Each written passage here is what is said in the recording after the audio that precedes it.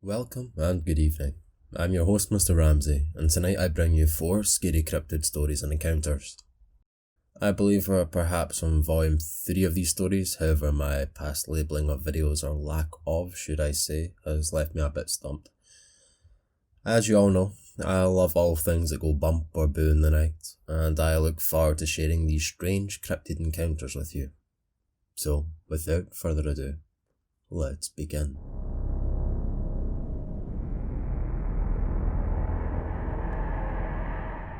This happened to me in January of 2019 in Western North Carolina. I was participating in a week-long program to get certified as a first responder for wilderness first aid and rescue. I'm studying to become a forester, and it's important to know how to keep people alive in the woods when things do go wrong. There are 2 primary locations in the complex: a classroom with some bathrooms and a kitchen where we spent most of the day in class and ate meals, and a group of 1-room cabins on top of a steep hill directly north of the classroom where we would sleep. An important thing to note about the cabins is the heating system. Each cabin has a small but powerful radiator in it that makes the cabin feel like a sauna if left on for too long. Since it was January, it was pretty chilly outside at night, so the heat was needed. In order to strike a balance between boiling in our beds and getting hypothermia, we would turn on the radiator and leave a window open so that the warm and cold air could circulate and create a reasonable temperature. Don't get at me about the waste of power, I didn't like it either. The radiator and the open window were at the front of the cabin, next to the door, and my bed was directly across from the window. The incident happened on the 5th day, a Thursday, of my time there. My boyfriend and I, who was enrolled in the program with me, had settled down for the night in the cabin we shared with one other person. We had gone to sleep as normal, and we were sleeping soundly on 2 bunks that we had pushed together so we could sleep next to each other. Sometime during the night, I was woken up by something shuffling on the other side of the room near the window. I heard my boyfriend say in a complaining voice, "Can't we close the window?" I wake up feeling frozen. I woke up more and sat up in the bed groggily, about to answer him, when I heard another voice say, "If we close the window, it'll get too hot and we'll wake up sweaty." I snapped awake and froze where I was sitting. The voice that had responded was my voice. There is something very strange and wrong in hearing your voice repeated back to you. In the dark, I looked down next to me where I saw my boyfriend sleeping soundly. At this point, a mortal dread had a tight grip on my chest, and I forced myself to not move or even blink. I was focused intently on the place near the window, fearfully anticipating more of my own words. I heard more shuffling outside the window, and the same words were repeated. "If we close the window, it'll get too hot and we'll wake up sweaty." Followed quickly by my boyfriend's voice again. "Can't we close the window?" I wake up feeling frozen. Towards the end of the last repetition of my boyfriend's words, there seemed to be an unevenness in the enunciation, like raising and lowering the pitch slightly. I remained frozen in my bed, feeling my hand fall asleep in my propped up position. I sat there for what felt like 15 or 20 minutes, listening to whatever it was shuffle around in front of our window, separated from me by some odd 10 feet and window mesh. Eventually the shuffling became more frequent, and a weird mumbling sound came from outside the window, with no real words being said, or at least none that I could make out. This particular behaviour didn't last long before the shuffling sound moved to the left of the window to the door, where the scratching sound began to manifest. As the sound moved, I saw the silhouette of a medium height, 5'6" perhaps figure that moved in an uncanny way, like when a baby animal tries to walk for the first time but isn't quite strong enough to stand up correctly. It sounded like someone was scraping some dry sticks against the wood of the door, not aggressively, but kind of like an impatient dog asking to be let in. The scratching slowly moved around the cabin, stopping when it reached the wall that I was closest to.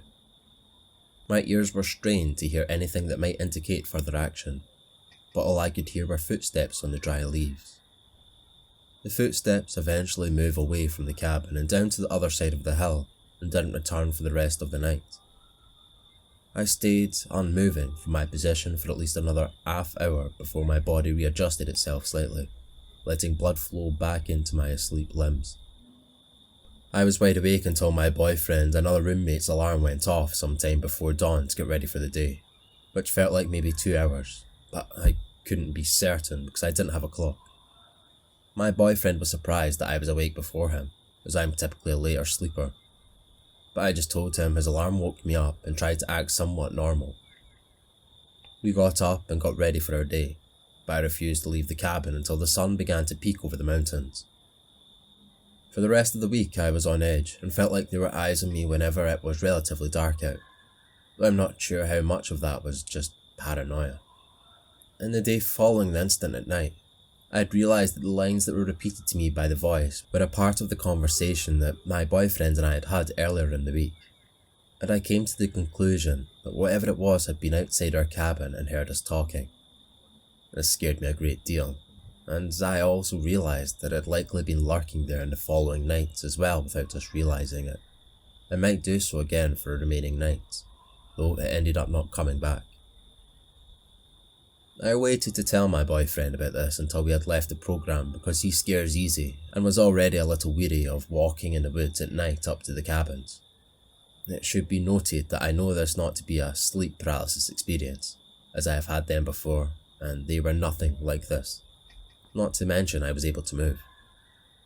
I am posting this here also as a means of asking for advice in addition to getting it off my chest, as this winter I will have to return to the same location to renew my certification. It expires every 2 years, and I want to know as much as I can so I can hopefully avoid another encounter. I know the entity for which this board is named is pinned on a lot of strange encounters, but I don't have a better idea of what it could be. If there is a similar entity that exists in my area, I'd be glad to hear about it and what I can do, if anything, to avoid it. Number 2. This encounter occurred on February the 2nd in 2016, at around hours of 5 till 8 PM. I was living in Pullman, working and completing graduate degrees at Washington State University. I know the exact date because I had a hobby of writing bad poetry, and so when some phrase or pops into my head that I want to write down, I jot it in the notes on my phone. That day I wrote, and this is true: I'm afraid to walk alone, afraid I'll meet the devil on the road. Until writing this, I had honestly forgotten about the strange detail of the story, which in retrospect is probably the least explainable aspect, as it implies the encounter was somehow more than coincidental. Pullman is a small college town that's extremely walkable. For anyone who may be reading this familiar with the area, I commuted on foot daily from Lamont Street on Military Hill, down to the walking biking path and up College Hill via Stadium Way, mostly to campus. So I would walk down a hill, through a valley on a bike path, and up a well-lit hill into a college campus, taking about 45 minutes. Some other relevant details about Pullman are that it's extremely isolated, surrounded by rolling wheat fields to an extreme degree of deforestation, solely populated by local townies and undergraduates. The sun goes down famously early in any season but summer. Drunk undergraduates are common, but very uncommon far from College Hill, where the encounter took place. It's not enough of a town to have a homeless population, and drifters are few and far between. I'll get to the point. I walked home that evening in the dark, as I had hundreds of times before. Upon reaching nearly the base of the street that I lived on, where the bike path would lead up to the nearby road, Grand Avenue, I saw the form of a humanoid crouched in the path ahead. While the road is somewhat lit, the bike path is down a small berm from the road and is very poorly lit in the spot. From about 60 feet out I began to feel afraid, as I could not make out much about the form. About 30 to 40 feet from the crouched form I stopped. I think if the figure was wearing clothing or had human skin of any shade, I would have caught more light. Instead, it looked too large to be human, its back too curved, its head too far forward, and though I saw no evidence of fur, the context suggests to me very heavily that it was fur-covered. My inner dialogue ran through the options, and nothing made sense. If it was human, it was a very tall man, crouched over as if balling himself up onto the road, back deeply arched over.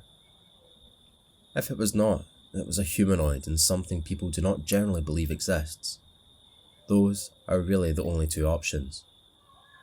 I began to have a fight or flight response. I said, "Hey," at a moderate volume, something like 2 or 3 times. The form moved. It looked like it was turning its head towards or away from me. I never saw eyes or any kind of light catch it. It just looked like a hunched over, crouched humanoid in the middle of the bike path at night. Too large to be a person whose high school didn't try to get him to play basketball. And hey, maybe it was a drunk basketball player half a mile from campus, or maybe not. I was torn between the realization that it was potentially witnessing something fantastic and the will to live beyond the moment. I immediately clambered up the embankment to the road, crossed the road and walked the rest of the way home on the other side. The height difference, darkness and existence of the berm kept me from seeing the form any further. I walked up the hill to my apartment, locked the door, and reflected on the bad poem line I had just jotted earlier. I wondered if I was being followed by some evil creature who would be further hunted. Nothing else happened, and it became a funny story I told my friends in town. I don't know if this story and its details might be useful to anyone, but I wanted to offer it up. It is a true story, and it did happen. I have no explanation for it, even if it was a human. It's a strange coincidence with a note. Maybe the most likely scenario is a stressed out graduate student hallucinated.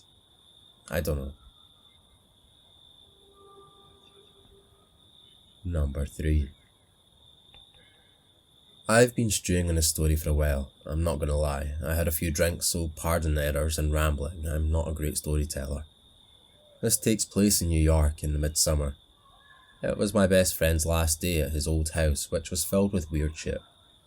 I've experienced stuff there, and I've had a few experiences that can be boiled down to ghosts all the way, to feel like my life was in danger. Which is why I refused to spend the night there, as that was when the feeling came. So, this was their last day at the old house, getting all their stuff to their new house. I was helping them that day. All I remember from that day is walking in the house, seeing the windows filled with dead flies, like more than I thought could be in a house. And then driving to their new house at night, which had to be at least 8 hours of missing time.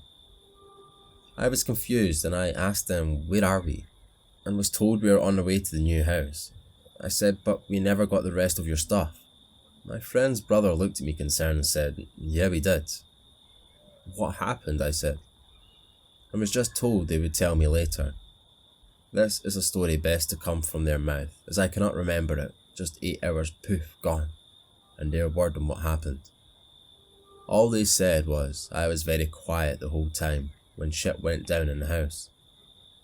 We are driving and we noticed there are no other cars on the road, which is strange as we are going through quite a few small towns, and it was still early in the night on a Friday.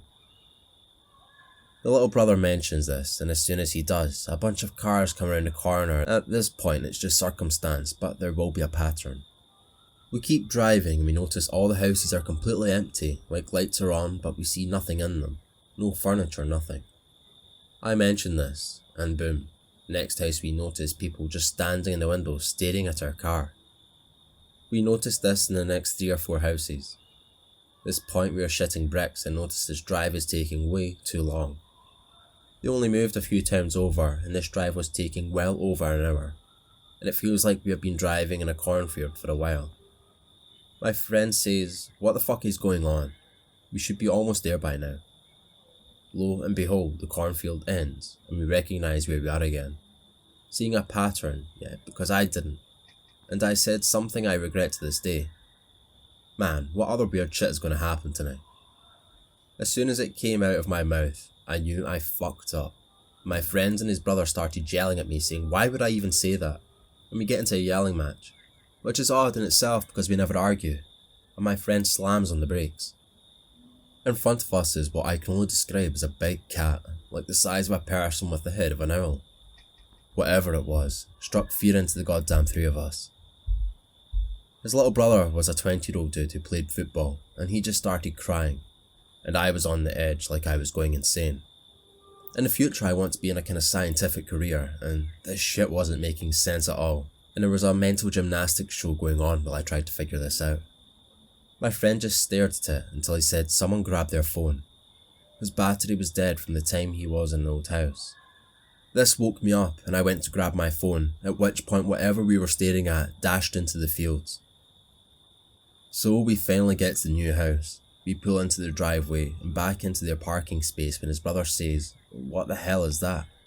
We look up and see what I can say look like a pure white Bigfoot crawling around like a spider. It has red eyes and it just crawls away into the forest. We sit in the car for 45 minutes until their mother arrives. No drugs or alcohol were taken that night. Well, not until after we got into the new house. The best logical conclusion I can come to is there was a CO2 leak in that old house and we were having a group hallucination. This is by far the weirdest day of my life. Number 4. A little backstory. I've always had weird experiences, be it ghosts or strange animals. It just always seems to follow me and my family.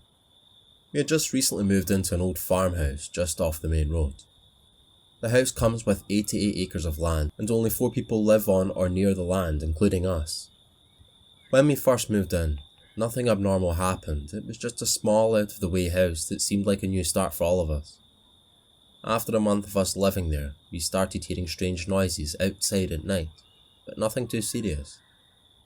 One night we decided to have a fire and get drunk. Well, me and a few other guys that were there that night decided to do some night fishing. While fishing in the pond that was maybe a mile into the woods, we started hearing screaming. We just think that it was one of those girls back at the house, so we head back, but on our way back we started noticing that there is no more sounds. No sounds of nature, no birds, no crickets, nothing, so we stop to listen. As we do this, we hear the sound of chains rushing towards us, and it gets maybe 15 feet from us. I point a gun at where I think the sound stopped at. I fire a shot at the ground a couple of inches from it. After a minute passes, the chains rush to the house. Nothing happened after that until we all go inside and start going to bed. We all hear a female scream again, but behind it there was a deep distorted laugh. After that, nothing happened until 3 weeks later. Me and my dad go fishing out at the pond late in the afternoon. As it's inches closer to dusk, we notice 3 pale white animals on the opposite side of the pond. But as soon as we notice the animals, they run, but instead of running on all 4s like a normal animal, they all jump up to their hind legs and jump 8 feet into a tree and hop from tree to tree away. As we see this, we decide to head back home, but on the way back we hear the trees start rustling and it keeps getting closer and closer until we get to the house and lock the doors. I decide to set cams in the woods and around the house. At first I don't get anything, just deer and wolves. Until one night a cam close to the house is moved for an hour then moved back. Nothing really came of that until one night. After a long day of working, I decide to play a video game with a few friends. About 11 at night I hear 2 taps, but I ignore it, thinking it was on the game. It continues till 2 in the morning, periodically every 5 minutes. 2 consecutive taps would happen. I finally took my headphones off and I hear it at my window, and when I look, I saw orange eyes 7 feet off the ground. After 2 minutes of staring at each other, it moved closer to the window and smiled at me with blood-stained daggers for teeth. Its face looked like a pale wolf-like face, with some decay on along the side of its head and neck. After doing this, it backs away and leaves. Now every night something happens, like tonight as I'm writing this. It rushed onto the porch and clawed the door. As it's doing this, it's bellowing out a laugh that almost sounds like a deranged madman crossed with hyena. Tomorrow, me and a few other guys are going into the woods with guns to try and finally put an end to all of this torment. Thank you all for listening.